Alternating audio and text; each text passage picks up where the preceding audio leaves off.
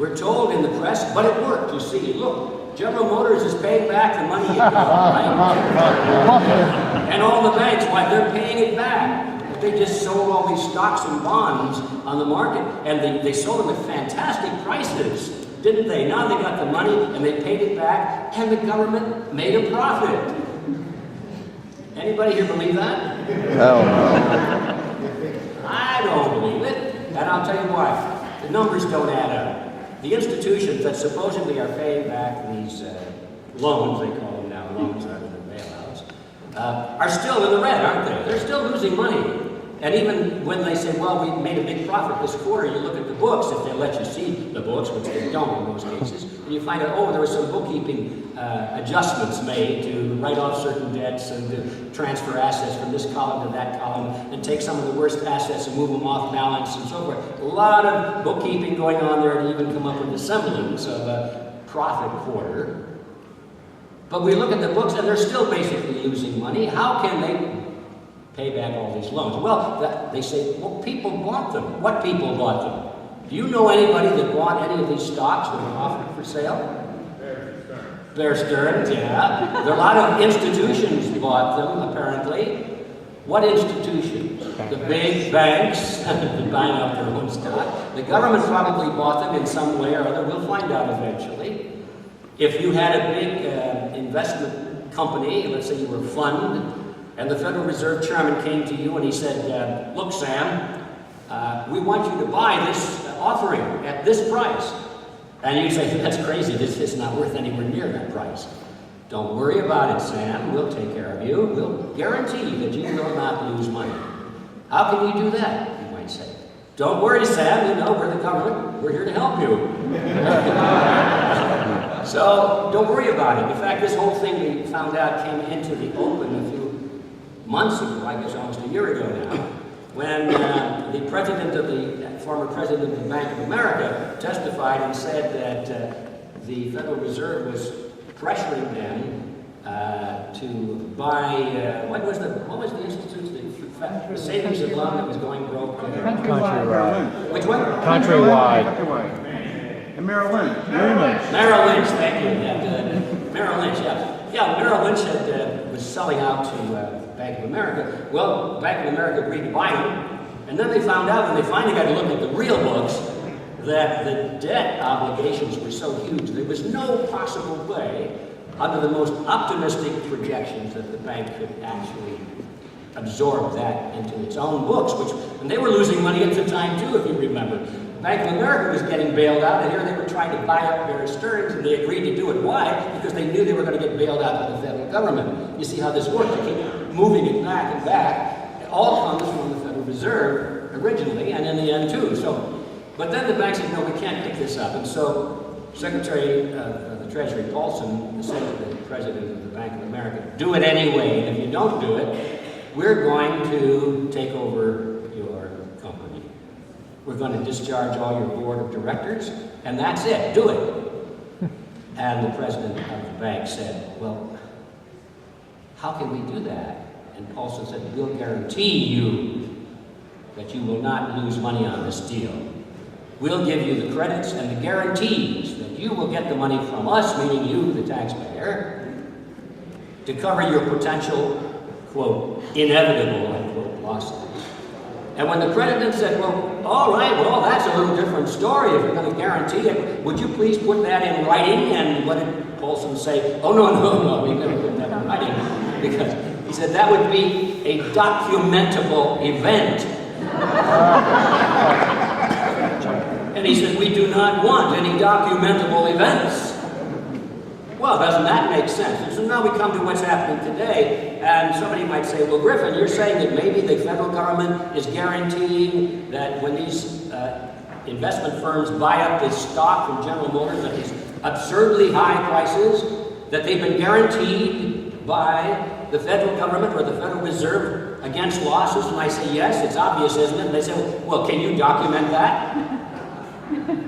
Well, how can you document an undocumentable event? See, it's all under the table, isn't it? And so I'm just saying that keep your eyes open, the time will come And you remember that here on this day, some guy stood up here and said that this money was being provided by the government. In other words, the old loans or bailouts are being paid off by new loans and bailouts. It's an old trick of just, borrowing more money to pay off the old loans. But you borrow more than you paid off because you've got to pay the interest, plus you have to grease it a little bit by giving people along the way some incentive for participating in the scam. So that's my comment on that. Let's move along.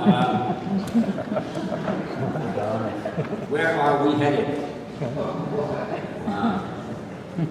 Well, in case you haven't noticed, we're almost there, actually. We are there. We're headed for a command economy.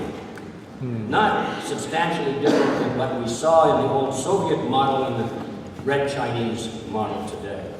That's where we're headed. And there's nobody really saying that we're not. It's just that they don't call it that. They just call it the new, structured, regulated, safe economy. That's the way they describe it. Yeah. Interestingly enough, the people don't like this because it's hurting them, and they don't like their loss of liberties that go along with it. And a lot of people are becoming unruly, as our leaders would call them. Unruly. Think about that word. Unruly means they can't be ruled.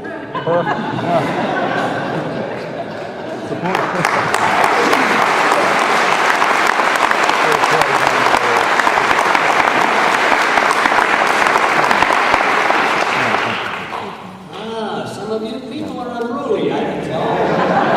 And so what does the United Nations predict? Now, these people are experts at worrying about unruly populations. And they have issued formal documents predicting global unrest. We're seeing that already. Riots in many of the cities in Europe. They're coming here too, I believe. The United Nations says they are. Riots. And of course, that is followed by martial law. And that is followed by a police state. And that's how all collectivist systems end up.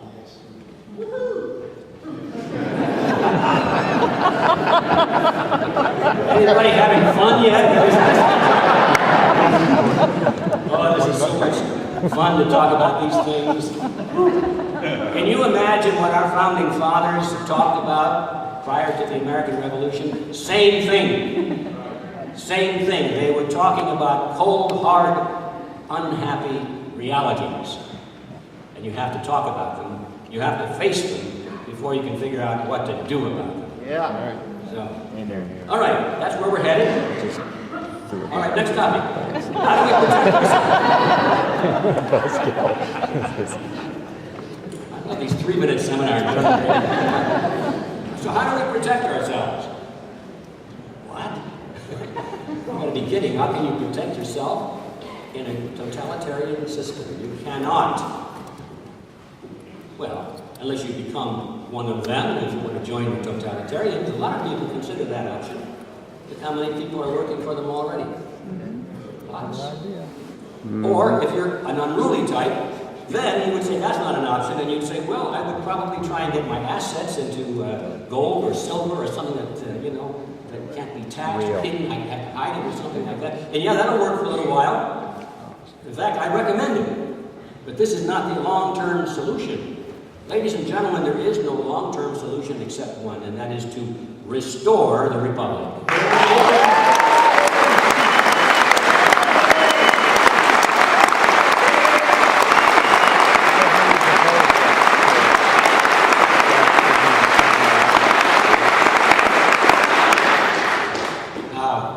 Yeah. Oops, that's a really great thought, but how do we do it?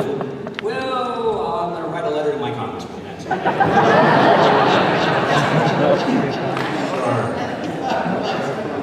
That's luck. He's the problem, isn't he?